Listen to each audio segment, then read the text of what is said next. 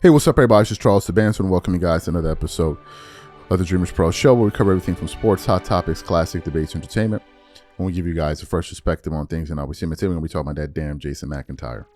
But before we get into it, please make sure you like the video and sub to the channel. Also, we're going to be finally launching our Dreamers Pro community on the 27th of this month. If you guys want to get early access and secure a one-time offer of 70% off, please make sure you go ahead and do so. It's only available to people on the waiting list, so please make sure you check that out. We have that pinned in the comments and in the description below. Let's get into today's topic.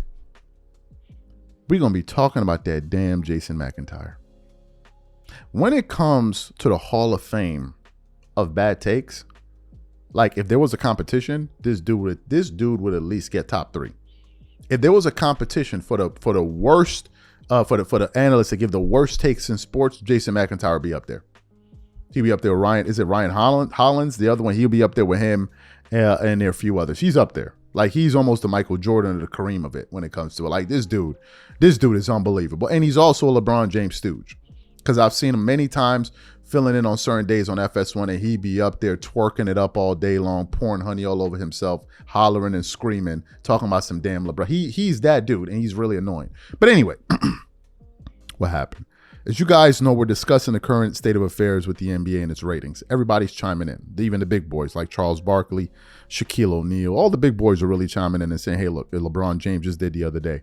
But of course, with that comes other voices and other opinions. And one of them, unfortunately, came from Jason McIntyre. Now, you know, Jason McIntyre is there to say things that aggravates people, annoys them, to get a reaction out of them. And boom, voila, all of a sudden, he's accomplished what he wants to accomplish. And it was no different here.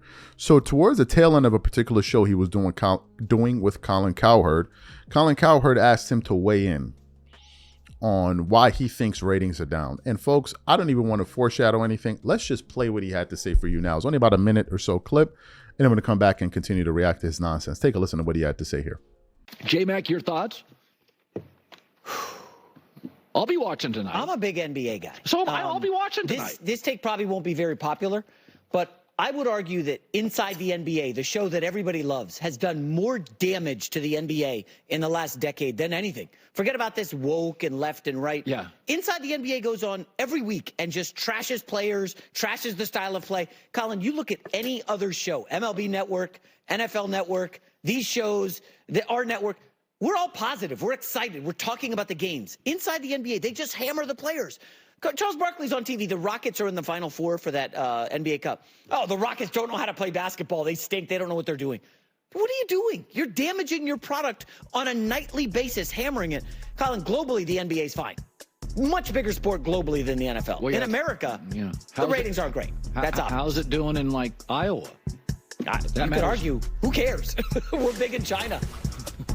So you heard what he had to say there. Now, I actually sourced this material from a Fadeaway World article that I actually want to get into and read exactly what was said in there. But before we even get into that, today's video is brought to you by our sponsor, Game Time. With the year almost over, I am super excited about creating memories with family and friends by attending various plays, theater shows, and sporting events. And when it comes time to look for tickets, Game Time is my go-to. Game Time is one of the most reliable marketplaces for last-minute tickets to the most popular events in sports, music, and theater in more than 60 cities across the United States and Canada. Game Time saves me money, time, and stress.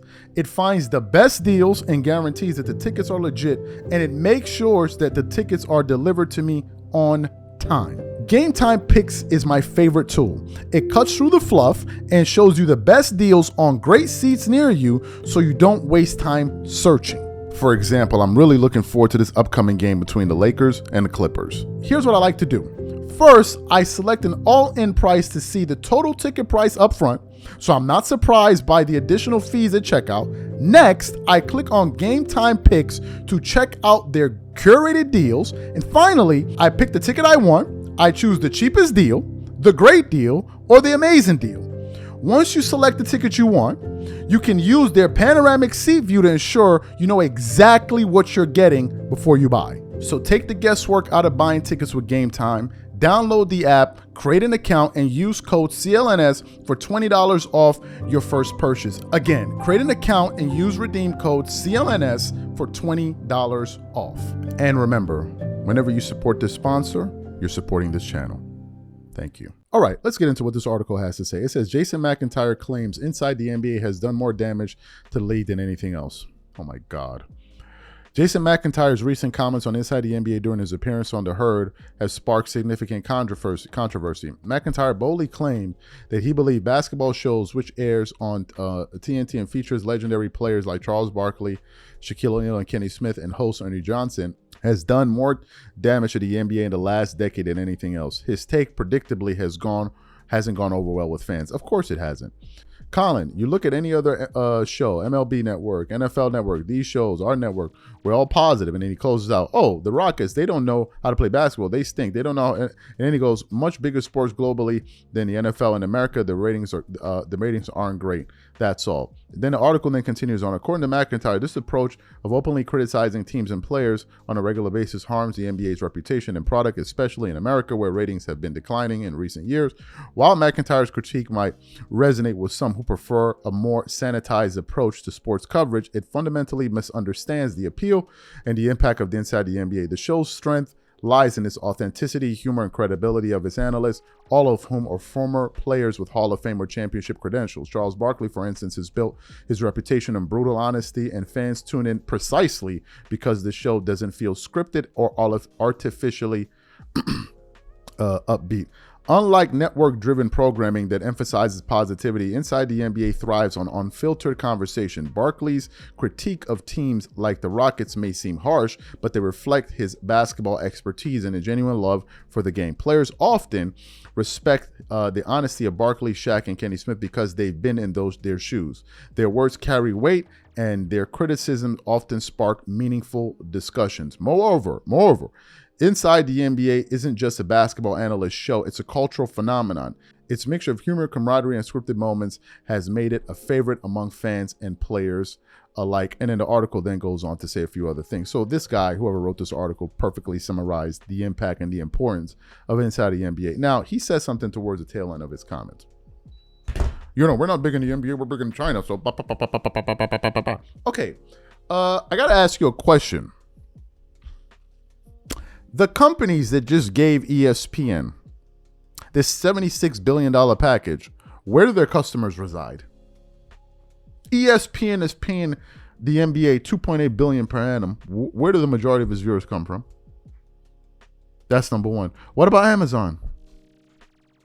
What about, I forgot the other streaming platform. They're all American based, right? So you saying that the ratings in America doesn't matter reflects even more how your total misunderstanding of the entire issue. This guy is just up there to say things to piss people off, which he did successfully. And this is how he stays relevant.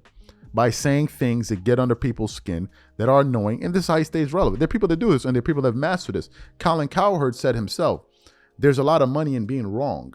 He said it, not me. Colin Cowherd said there's a lot of money in sports in being wrong.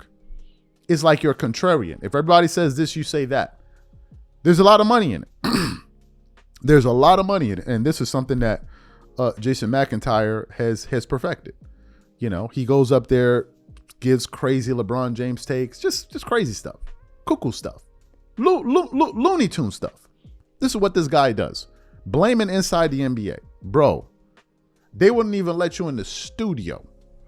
You couldn't even park in the same parking lot with those dudes. You're not even in the same universe with those dudes. So for you to even have an opinion on it, give a take that you've given about the NBA in the last decade that we even care about. That we even care about or remember. This is what it's better off you just go out there and can continue twerking it up all day long for LeBron James, pouring honey all over yourself and then just hollering and screaming. You're better off doing that than talking about Inside the NBA. Because they are the most important sports show when it comes to basketball. It's not even close. It's not. You might learn a thing or two from them. Talking about the negative coverage of the Inside the NBA. Like as if it was Inside the NBA that told that dumbass team to run a 3-man weave on a 3-on-1 fast break and then run to the flare out to the 3-point. It's Inside the NBA's fault that they did that, right? It's them. It's Inside the NBA's fault that they scored 200 points in the last All-Star. It's Inside the NBA's fault for that too. It's inside the NBA's fault when Adam Silver was out there fighting for load management just to turn around 2 years later and say we discovered that the science doesn't support it, when 2 years prior he said the science supports it and turned off a lot of NBA's fans. It was inside the NBA's fault when the NBA decided to take a political stand that totally alienated a large segment of their viewership. It's their fault, right? It's their fault. It's one of the reasons why the right wing cannot stand the NBA, because of all of the political stuff that they did around the pandemic. And you turned off an entire a segment of your audience. It's inside the NBA's fault. Yeah, keep whistling and hollering at the bird. You're better off sitting down with a group of squirrels and telling them this one. You'd be better off getting more engagement from them because nobody's taking you seriously. If you sat down at the park and you gathered 26 nuts and sat these squirrels around, they would sit down and listen to this nonsense, not us. We must never take these people seriously. I keep telling y'all that. We must never take these people seriously. These are my thoughts. Whatever you guys think, please leave your thoughts and comments in the comment section, and we'll catch you guys on the next show, and I'm out. Peace.